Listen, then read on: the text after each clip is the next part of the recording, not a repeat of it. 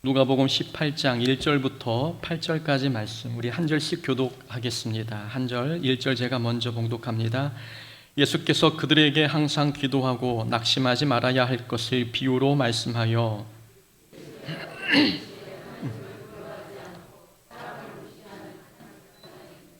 그 도시에 한 과부가 있어 자주 그에게 가서 내 원수에 대한 나의 원한을 풀어주소서 하되,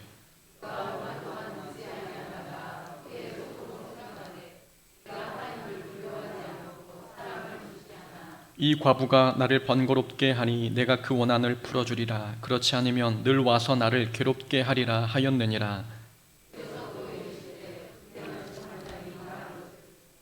하물며 하나님께서 그 밤낮 부르짖는 택하신 자들의 원한을 풀어주지 아니하시겠느냐? 그들에게 오래 참으시겠느냐?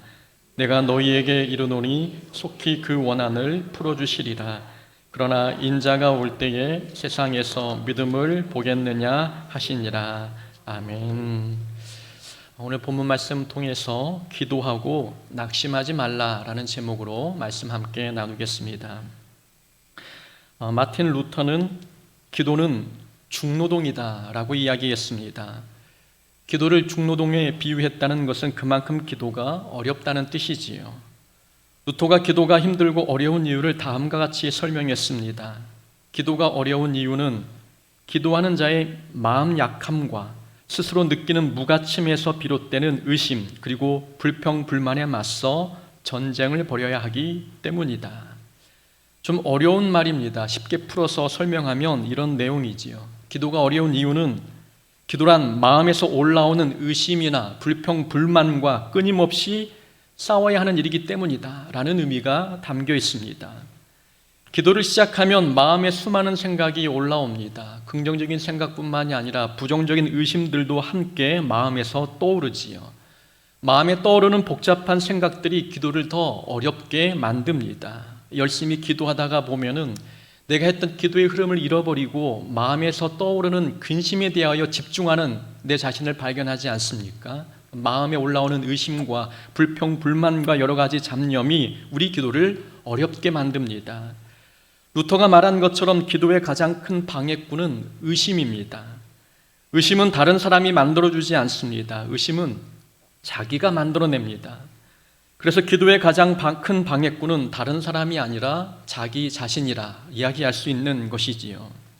의심에는 두 종류가 있습니다. 하나는 하나님의 능력에 대한 의심이고, 또 하나는 기도하는 자기 자신의 가치에 대한 의심입니다.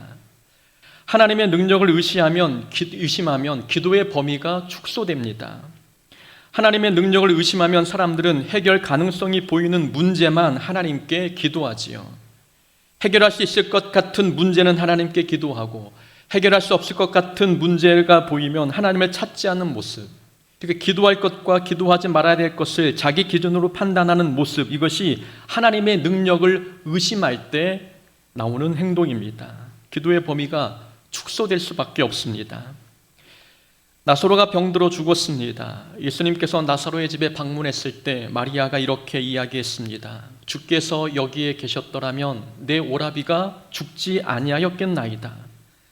마리아가 이렇게 말한 의도가 있습니다. 마리아의 말 속에는 예수님께서 일찍 오셨다면, 나사로가 죽기 전에 이곳에 오셨다면 결과는 달라졌을 겁니다 라는 의도가 담겨 있는 것입니다. 다시 말하면 나사로가 죽었으니 예수님이 지금 오셔봤자 이 결과는 달라지지 않습니다 라는 이야기가 담겨 있는 것이지요. 마리아 생각에 나사로는 죽었으니 이 문제는 예수님께 기도할 필요가 없다라는 생각을 갖고 있는 것입니다. 하나님의 능력을 자기 생각으로 제한한 것 아닙니까? 하나님의 능력을 의심하니 기도하면 되는 일인데도 기도하지 않습니다. 아니, 기도할 필요를 느끼지 못합니다. 기도해도 안 된다고 생각하고 있는 것입니다. 하나님의 능력에 대한 의심이 우리의 기도를 방해하고 있습니다. 또한 자기 자신의 가치에 대한 의심도 기도를 방해합니다. 내가 기도한다고 하나님께서 들어주시겠어? 염치도 없지. 평소 기도하지 않다가 위기 때만 기도하면 하나님께서 들어주지 않으실 거야.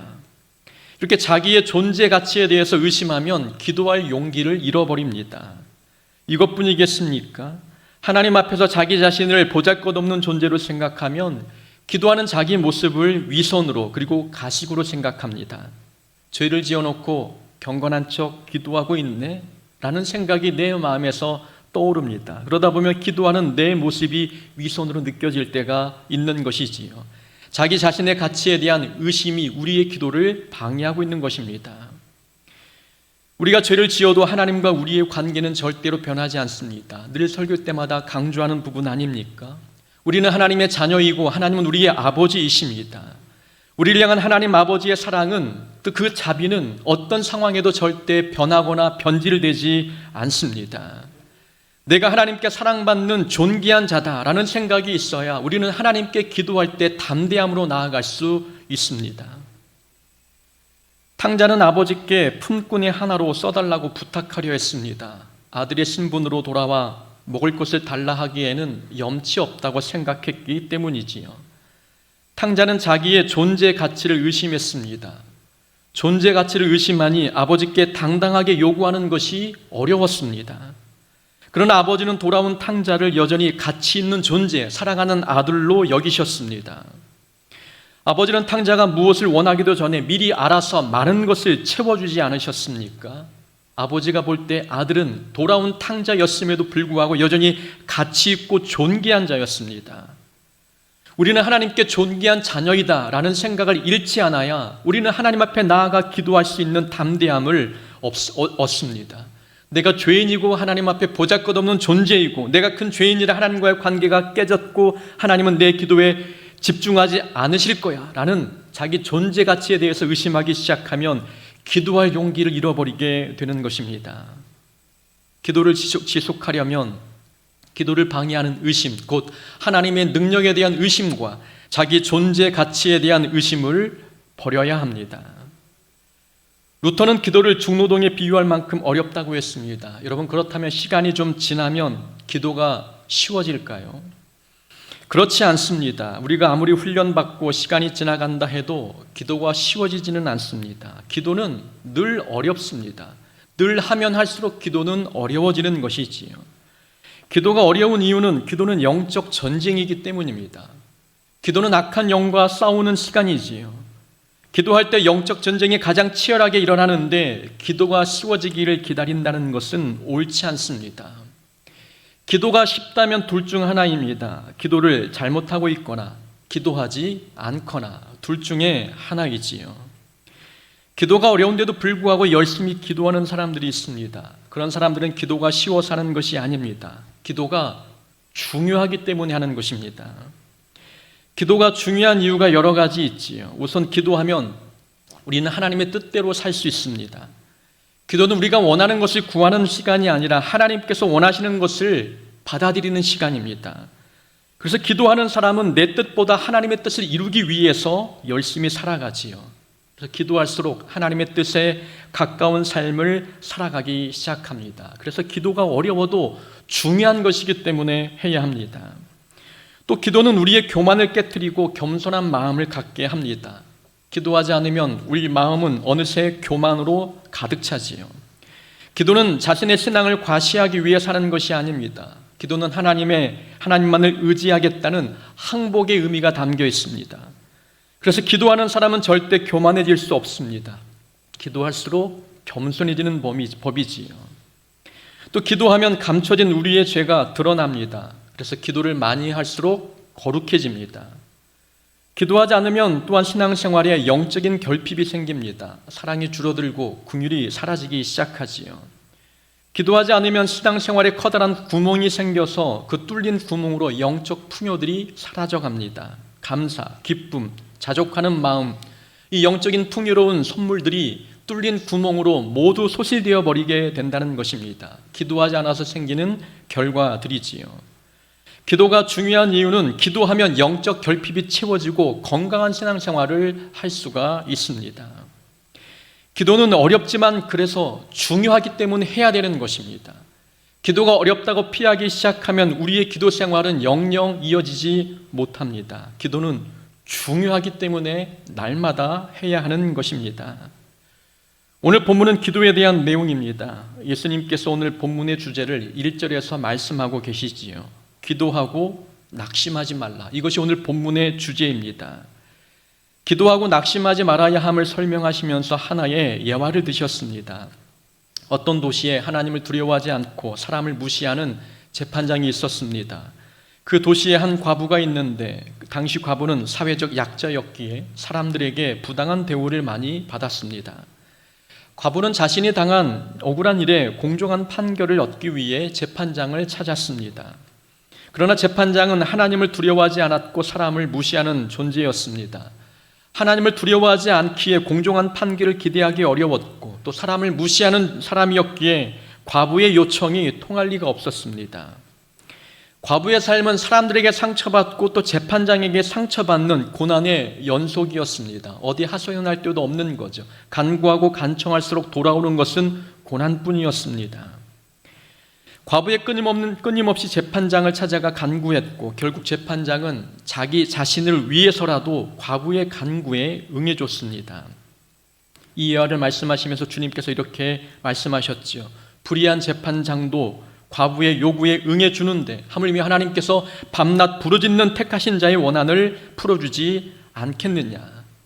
그러면서 결론적으로 말씀하십니다. 인자가 올 때에 세상에서 믿음을 보겠느냐라고 말씀하시면서 오늘 본문을 맺고 있습니다. 누가복음에는 오늘 본문 말고도 기도에 관한 주제를 다룬 본문이 있습니다. 누가복음 11장에 예수님께서 기도를 가르치신 내용이 나오고 있지요. 11장에는 주기도문이 간략하게 소개되어 있고 밤중에 찾아온 친구의 간청에 떡을 내준 예화를 통해 기도의 중요성을 설명한 내용이 있습니다. 그리고 구하고 찾고 두드리라는 말씀도 11장에 나오고 있지요. 11장에서 이미 기도를 가르쳐 주셨는데 오늘 18장에서도 기도에 관해 말씀하고 계십니다. 주제가 반복된 것 같지만 오늘 본문은 11장에서 말씀한 기도의 교훈과는 조금 다릅니다. 11장에서는 말 그대로 기도를 가르쳐 주셨습니다. 기도의 방향과 기도의 내용, 또 기도할 때 마음가짐과 기도하면 하나님께서 좋은 것으로 응답하신다는 내용이 11장 전체의 내용이지요. 반면 오늘 본문에서 언급한 기도는 종말의 때와 관계가 있습니다. 오늘 본문의 위치를 보면 바로 17장 바로 뒤에 배치되어 있습니다. 우리가 지난주까지 17장을 살펴보았는데 누가복음 17장에는 이미 임한 하나님의 나라와 앞으로 임할 하나님 나라에 대한 내용이었습니다. 예수님께서는 하나님 나라에 관한 주제를 말씀하시다가 18장에 와서 기도에 관한 주제를 말씀하셨습니다. 그렇다면 오늘 본문은 종말에 관련된 주제와 밀접한 관계가 있다는 것을 알 수 있습니다. 또 오늘 본문 8절에서도 인자가 올 때에 세상에서 믿음을 보겠느냐라고 말씀하셨습니다. 인자가 올 때라는 표현을 하신 걸 보니 오늘 본문은 주님 오실 날과 밀접한 관계가 있다는 것입니다. 자, 1절에서 기도하고 낙심하지 말라는 말씀에는 어떤 의미가 있는 것일까요? 결론부터 말씀을 드리면 기도해도 응답되지 않을 수 있으니 낙심하지 말라는 뜻입니다. 주님이 오시는 날이 가까울수록 나타나는 현상이 무엇입니까? 믿는 자를 향한 핍박과 고난이 강해집니다. 그런데 어떤 고난은 기도해도 사라지지 않는 고난이 있습니다. 그럴 때 우리는 시험에 들고 낙심하게 되지 않습니까? 예수님께서는 그런 상황을 염두에 두고 말씀하시는 것입니다. 주님이 재림하는 그 날이 다가올수록 고난과 핍박이 강해질 텐데 고난과 핍박이 강해져 기도해도 기도가 응답되지 않는다 할지라도 낙심하지 말라고 우리에게 말씀합니다. 기도해도 응답되지 않을 수 있으니 낙심하지 말라. 이것이 오늘 본문이 우리에게 주는 주제입니다. 오늘 본문에서 얻을 수 있는 첫 번째 교훈, 기도에 응답의 열매가 없어도 기도를 포기하지 말아야 합니다. 여러분, 기도해도 응답의 열매가 없을 수 있습니다. 기도해도 고난이 사라지지 않을 수도 있는 것이지요. 예수님의 제자들은 복음을 전하다가 고난을 당했습니다. 그러나 바울은 감옥에 투옥되었다가 기도했더니 기적적으로 풀려났습니다. 그러나 세례 요한이나 제자 야고보는 옥중에서 죽임을 당했습니다. 스데반도 순교를 당했지요. 어떤 사람은 기도한 대로 응답되었고 어떤 사람은 기도했지만 응답되지 않았습니다. 사람은 이럴 때 혼란스럽고 시험에 듭니다. 누구는 기도응답을 받아 생명을 얻었는데 누구는 기도해도 고난이 떠나가지 않습니다. 하나님의 공평은 어디로 갔는지, 하나님의 정의는 과연 존재하는 것인지 의심이 들 때가 있습니다. 이럴 때 많은 사람들이 기도를 포기하고 심지어 믿음을 잃어버립니다. 이때 우리는 오늘 말씀을 기억해야 합니다. 기도해도 응답의 열매가 없을 수 있습니다. 응답받는 것에 집중하기보다도 우리는 믿음을 잃지 않는 일에 집중해야 되는 것입니다. 응답받는 것 중요한 일입니다. 그러나 더 중요한 것은 어떤 상황에도 믿음을 잃어버리지 않는 것입니다. 주님께서 이 땅에 다시 오실 때, 그때는 심판의 날이 다가올 텐데 그때 주님이 오셔서 우리에게 요구하시는 것이 무엇입니까? 그것은 믿음입니다. 기도응답을 적게 받았다고 해서 하늘의 상급이 줄어듭니까? 기도응답을 받지 못했다고 해서 우리 구원을 잃게 됩니까? 그렇지 않지 않습니까? 구원의 여부는 믿음의 유무에 달려 있습니다. 기도응답을 받았느냐 받지 못했느냐가 우리 구원을 결정하는 것이 아니라 믿음이 있느냐 없느냐가 우리 구원을 결정합니다. 그 기도응답이 없어도 믿음을 잃지 않기 위해서 집중해야 되는 것입니다. 주님 오시는 날에는 믿음을 보고 판단하시기 때문입니다.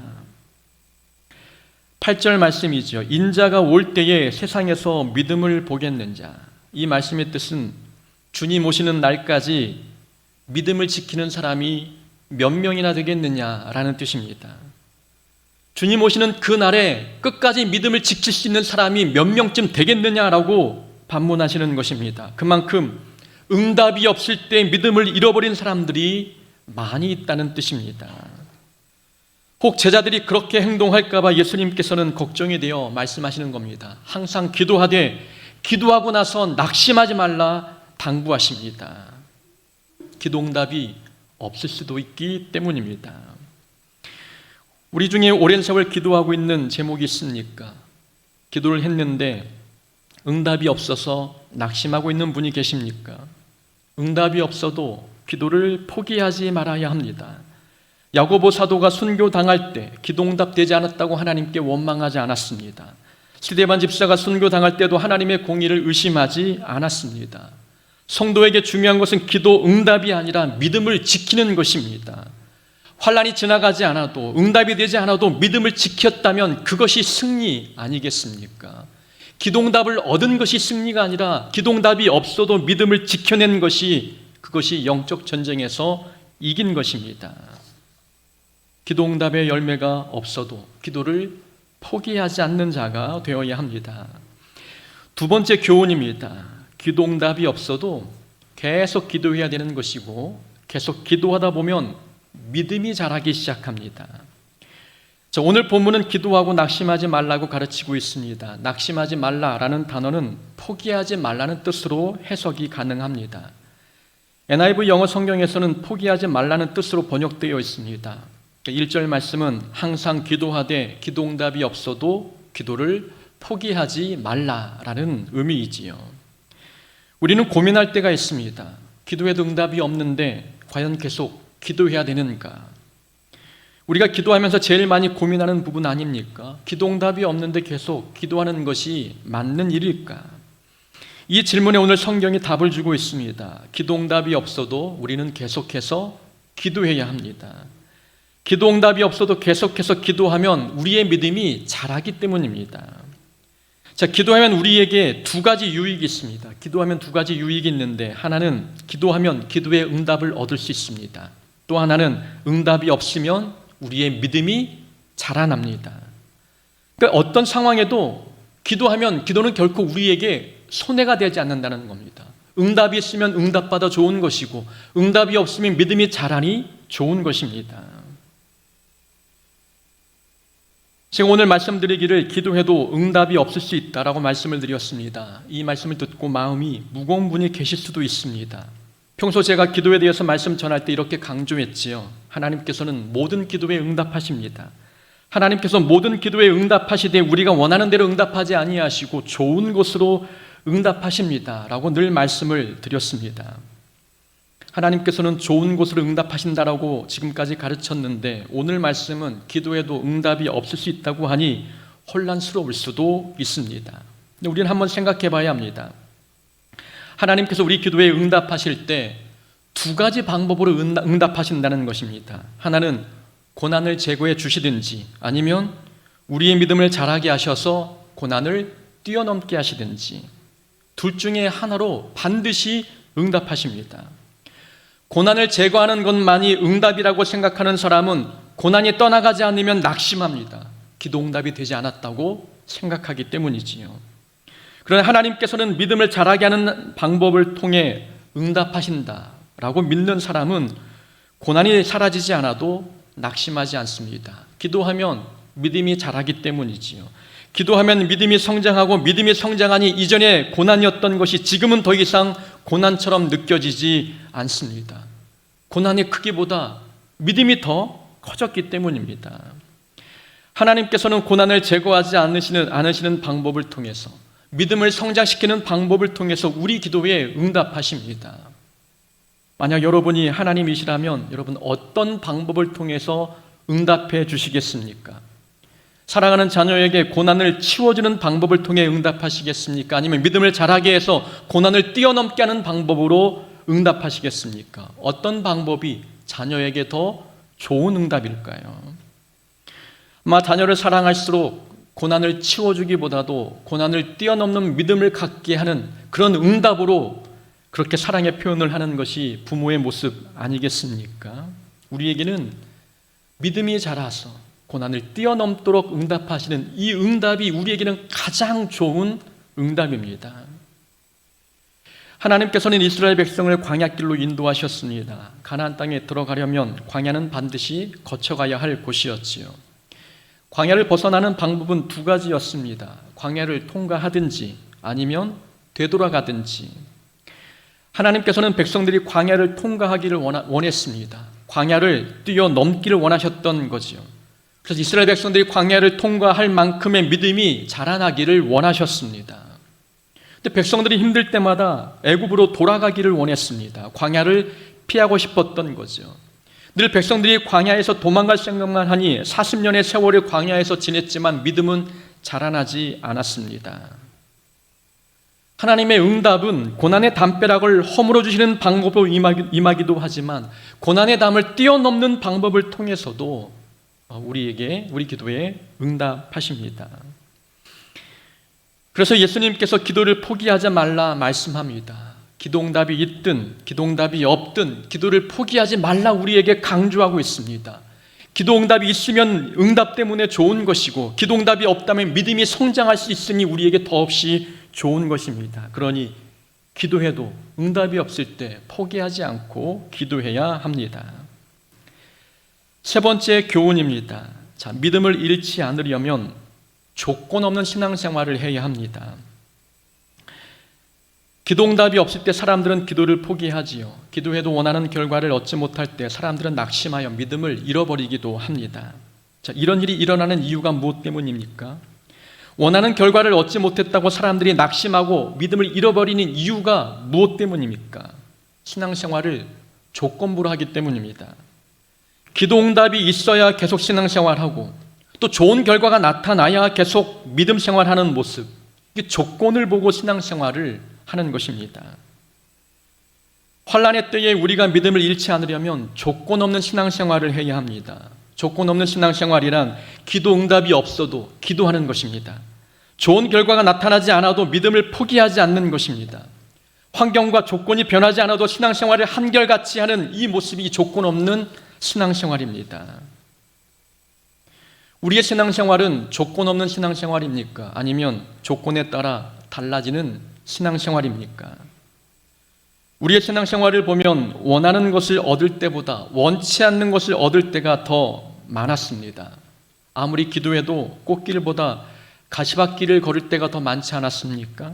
칭찬보다 책망과 핍박을 받을 때도 더 많았습니다. 만약 우리의 믿음이 조건에 달려 있었다면 우리는 진작 믿음을 잃어버렸을 것입니다. 그러나 우리 믿음은 조건에 따라 달라지는 신앙이 아니었습니다. 우리는 감사할 조건이 아님에도 불구하고 감사했습니다. 기뻐할 일이 없는데도 기뻐했습니다. 원하는 조건과 환경이 아니었지만 믿음을 잃지 않고 하나님 예배했습니다. 우리의 신앙생활이 조건적 신앙생활이 아니었기 때문입니다. 우리의 믿음의 주초가 말씀에 있었기 때문입니다. 기도응답이 없어도 낙심하지 않고 믿음을 잃지 않으려면 조건 없는 신앙생활을 해야 합니다. 내일 새벽부터는 욥기 말씀을 설교하게 됩니다. 창세기 1장부터 설교하기 시작해서 2년이 다 되어 가니까 이제 욥기를 설교하게 되었습니다. 욥기에서 말하고자 하는 주제가 참 다양합니다. 그 중에 하나는 조건 없는 신앙이 가능한가? 욥기는 독자들에게 이렇게 질문하고 있습니다. 조건 없는 신앙이 과연 가능한가? 하나님께서 모든 것을 다 잃게 하셔도 여전히 하나님을 찬양할 수 있는가? 모든 환경과 조건을 빼앗아 가셔도 신앙을 과연 우리가 지킬 수 있는가? 이런 질문을 우리에게 던져주는 성경이 바로 욥기입니다. 사탄은 욥의 신앙이 좋은 조건, 풍족한 삶, 이것 때문이라고 생각했습니다. 그래서 사탄이 하나님께 말했지요. 욥이 까닭 없이 하나님을 경외하는 줄 아십니까? 하나님께서 복을 주셨으니 하나님을 경외하는 것 아닙니까? 하나님께서 그의 모든 재산을 빼앗아도 그가 과연 하나님을 경외할까요? 모든 것을 욥이 잃는다면 그도 하나님을 욕할 것입니다. 사탄의 이야기였습니다. 하나님께서 욥의 재산과 자녀를 하루아침에 빼앗으셨습니다. 욥이 충분히 낙심하고 믿음을 잃을 만한 상황이 되었습니다. 그러나 욥이 어떻게 고백했습니까? 내가 모태에서 알몸으로 나왔사온즉 또한 알몸이 그리로 돌아가올지라. 주신 이도 여호와시요 거두신 이도 여호와시오니 여호와 이름이 찬송받으실지니이다. 욥의 신앙은 조건 없는 신앙이었습니다. 욥은 조건 때문에 하나님께 감사하고 하나님을 예배한 인물이 아니었습니다. 욥은 환경과 조건에 상관없이 풍족하든 가난하든 행복하든 불행하든 기도응답을 받든 받지 않든 한결같은 모습으로 하나님을 예배하는 사람이었습니다. 이런 믿음이 있었기 때문에 욥은 참을 수 없는 고난을 만나도, 아니 기도해도 고난이 사라지지 않았어도 하나님을 향한 믿음을 잃지 않았던 것입니다. 기도해도 삶의 고난이 사라지지 않을 수 있습니다. 그럴지라도 믿음을 잃지 않으려면 조건 없는 신앙생활을 할 수 있어야 합니다. 하나님은 선하십니다. 하나님의 계획은 우리에게 해가 되지 않습니다. 열심히 기도했지만 기도응답이 없다면 거기에도 하나님의 선하신 계획이 반드시 있습니다. 바울이 유럽으로 전도 여행을 떠난 것도 하나님께서 아시아로 가려는 바울의 계획을 막으셨기 때문입니다. 다시 말하면 아시아로 가려는 바울의 기도가 응답되지 않았기에 바울이 유럽으로 방향을 꺾을 수 있었습니다.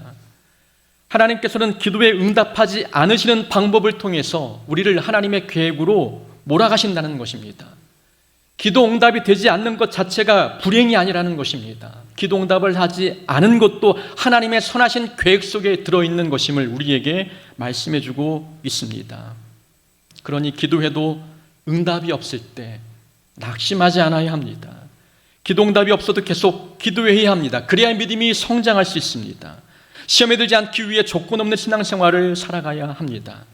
그렇게만 할 수 있다면 선하신 하나님께서 반드시 우리를 하나님의 선하신 계획으로 인도해 가실 것입니다.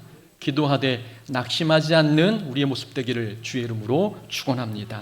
아멘.